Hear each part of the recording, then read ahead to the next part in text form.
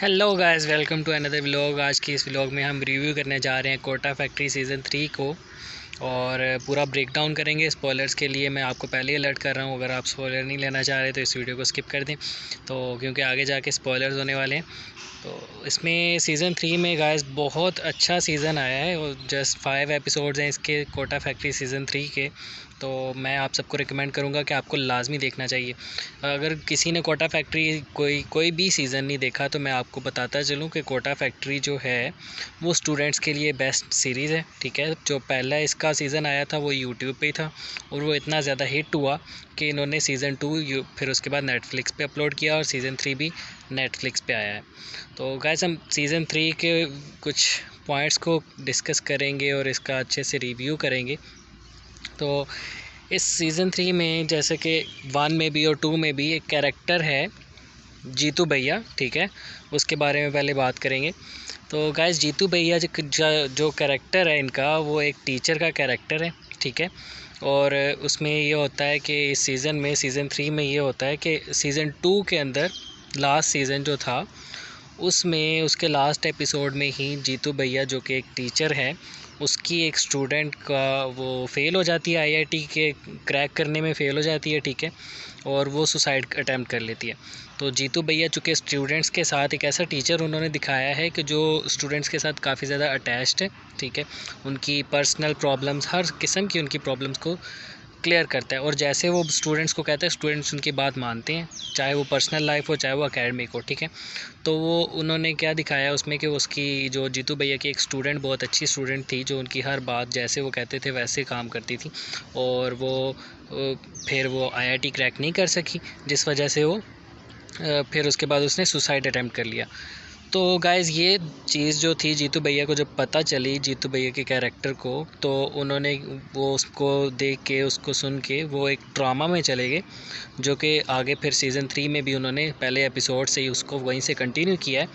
तो वो एक ड्रामा में थे कि उसकी एक स्टूडेंट जैसे हर चीज़ जैसे उसने कही वैसे उसने किया, फिर भी वो उसको क्रैक नहीं कर सकी। लेकिन आजकल आप लोग देखते हैं गाइस, ऐसे टीचर्स होते हैं जिनको सिर्फ एकेडमिक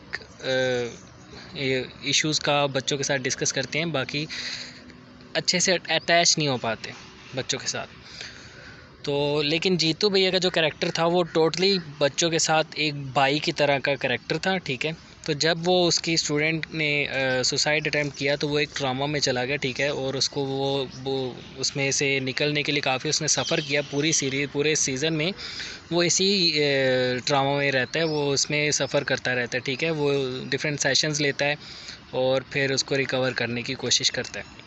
तो इस पूरे सीज़न में जीतू भैया इसी चीज़ में इसी ड्रामा को सफ़र करते रहता है और जैसे ही वो बच्चों के साथ अटैच होने लगता है तो फिर कोई ना कोई ऐसा मसला हो जाता है जिस वजह से उसको वो वही चीज़ जो पहले उसने फ़ेस की थी वही दोबारा फ़ेस करनी पड़ती है और इस वजह से वो डिस्टर्ब हो जाता है दोबारा बार बार। फिर वो बच्चों के साथ डी अटैच होने की कोशिश करता है तो वो उससे ये भी नहीं हुआ जाता, वो खुद से सेटिस्फाई नहीं हो पाता, क्योंकि वो सोचता है कि बच्चों के साथ अगर टीचर बनना है तो फुल अटैच होकर बच्चों के साथ रहना, उसकी हर किस्म की प्रॉब्लम आपको पता होनी चाहिए, बच्चे किस तरह से सोचते हैं ये सारी चीज़ें पता होनी चाहिए टीचर को।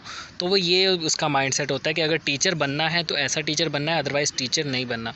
तो यही माइंडसेट रख के वो एंड पे फिर जब उसको पता चलता है कि वो हर दफ़ा जब बच्चों के साथ अटैच होने लगता है तो कोई ऐसी चीज़ हो जाती है जिस वजह से वो बच्चों के साथ उसको फिर वो सेम ट्रामा से वो उसको गुज़रना पड़ता है।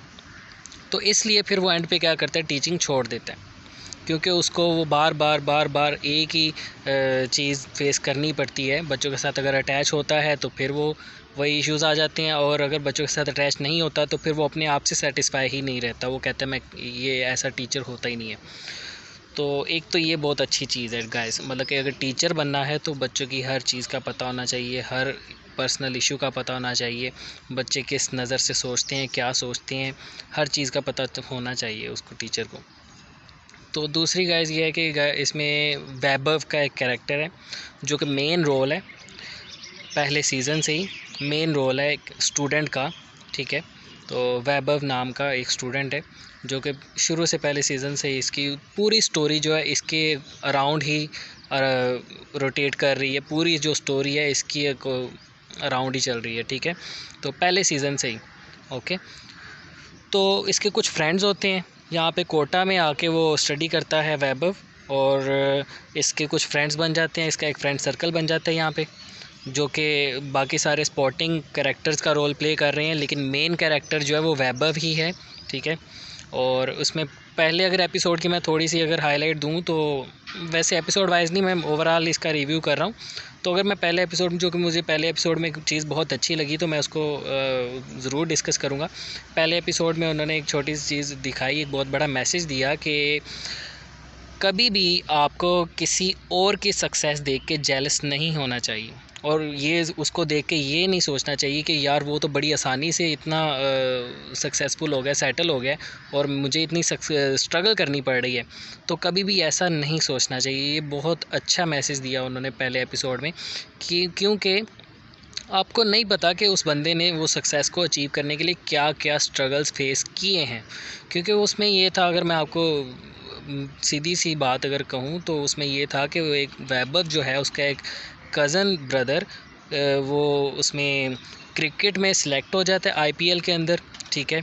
जिस बात को देखते हुए वो सोचता है कि यार ये तो बड़ा ही आसान था उसके लिए, वो क्रिकेट में चला गया है और वो उसमें सिलेक्ट भी हो गया, वो क्रिकेट खेलेगा, आईपीएल लेवल पे वो क्रिकेट खेलेगा, और ये तो बड़ी जल्दी वो सेट हो गया है।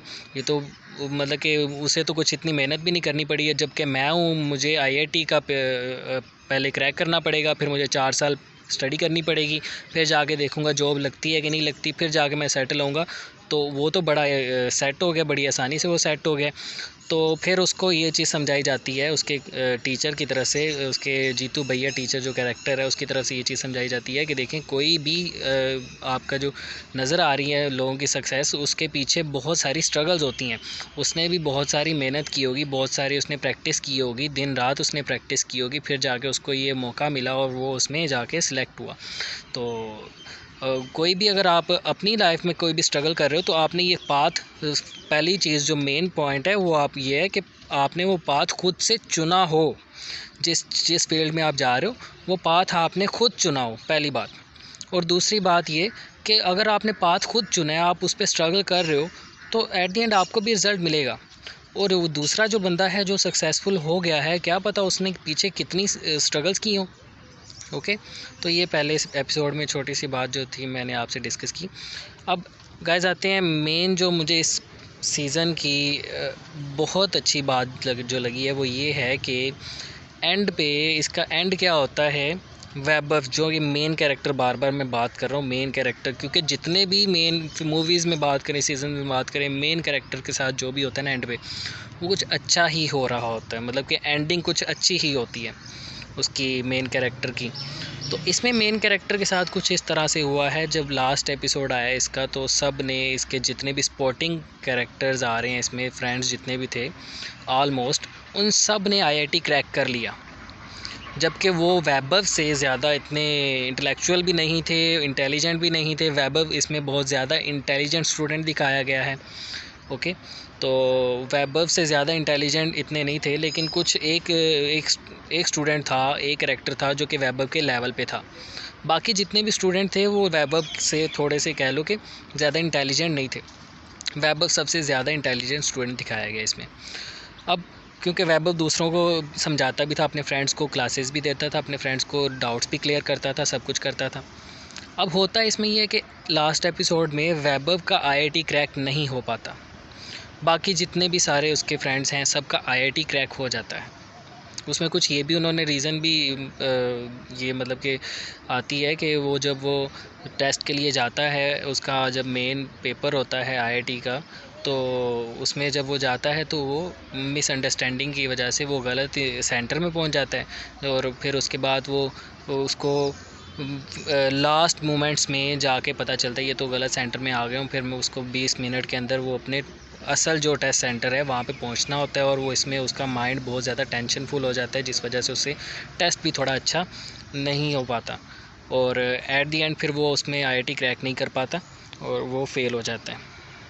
तो गाइस देखें, अब वो मेन कैरेक्टर था और उन्होंने वो उसमें दिखाया है कि वो मेन जो कैरेक्टर है वो फेल हो गया।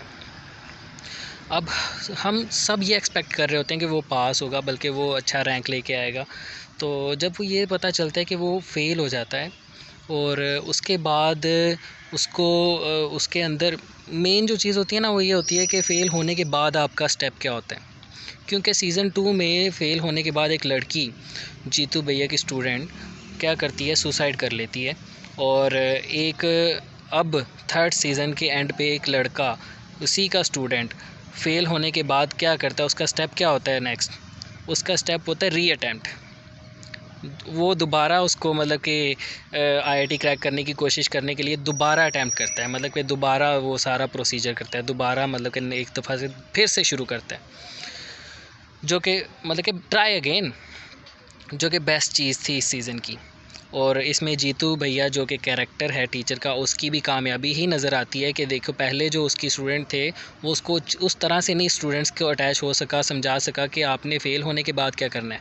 जीतने के बाद मतलब कि जीतने के बाद की चीज़ें तो सबको पता होती हैं, जीतने के बाद ये करना है, फ़ेल होने के बाद क्या करना है ये किसी को नहीं पता होता। तो उसने उसके स्टूडेंट ने एंड पे ये होता है कि फ़ेल होने के बाद वो उसके माइंड में ऐसी उसने वो की होती है डेवलपमेंट कि वो दोबारा फिर से अटैम्प्ट करने की कोशिश करता है, ट्राई अगेन करता है। तो गाइस देखें, जो जीतते हैं लोग उन सबको तो हम खुशी मनाते ही हैं, तो जो लोग हारते हैं उनका क्या। अब देखो ये फेलियर भी नहीं होता जब जहाँ पे इतना बड़ा कंपटीशन होता है। फॉर एग्ज़ाम्पल अगर 1000 में से 1000 मार्क्स हैं टोटल, उनमें से 950 मार्क्स लेने वाला स्टूडेंट सिलेक्ट होगा, तो जो जिस मतलब कि वो एक होगी ना मेरिट लिस्ट, तो 950 और 950 से ऊपर वाला जो स्टूडेंट है वो सिलेक्ट होगा अगर, तो जिसने 949 मार्क्स लिए हैं उसका क्या होगा, उसको फेलियर गिना जाएगा? बिल्कुल नहीं। जो मेन चीज़ इस सीज़न में समझाई गई है, बताई गई है। और दूसरी चीज़ ये कि इस चीज़ को नॉर्मलाइज़ करने की ज़रूरत है। देखें गाइस, मतलब कि मूवीज़ में डिफरेंट सीजन्स में दिखाया जाता है कि हीरो हमेशा ही जीतता है, हीरो को हमेशा ही सक्सेस मिलती है। नहीं भाई, ऐसा नहीं है, लाजमी नहीं है कि हीरो को हमेशा सक्सेस ही मिले, हीरो भी हार सकता है। फेलियर एक नॉर्मल चीज़ है और इसे नॉर्मलाइज़ हम ही करेंगे। इसको नॉर्मलाइज़ करने के लिए मैं तो कहता हूँ कि ये जो सीज़न है इससे सबको सबक सीखना चाहिए। डिफरेंट मूवीज़ इंडस्ट्रीज़ को भी ऐसी चीज़ें दिखानी चाहिए, अपनी सिनेमैटिक लेवल पे ऐसी मूवीज़ बनानी चाहिए कि जिसमें दिखाया जाए कि हीरो भी हार सकता है। It's normal. बच्चों को ये चीज़ सिखाई जाए कि failure is not big thing, एक नॉर्मल चीज़ है फेलियर, और इसको फेस करना आना चाहिए। तो यही चीज़ थी गाइस जो मैं आपको मैसेज देना चाहता था। तो बहुत अच्छा सीज़न है, देखें सब, मैं आप सबको रिकमेंड करूँगा। नेटफ्लिक्स पे अवेलेबल है। और अगर वीडियो अच्छी लगी हो तो कमेंट करें, लाइक करें और शेयर करें, और चैनल को सब्सक्राइब करना बिल्कुल नहीं भूलना। Thank you so much.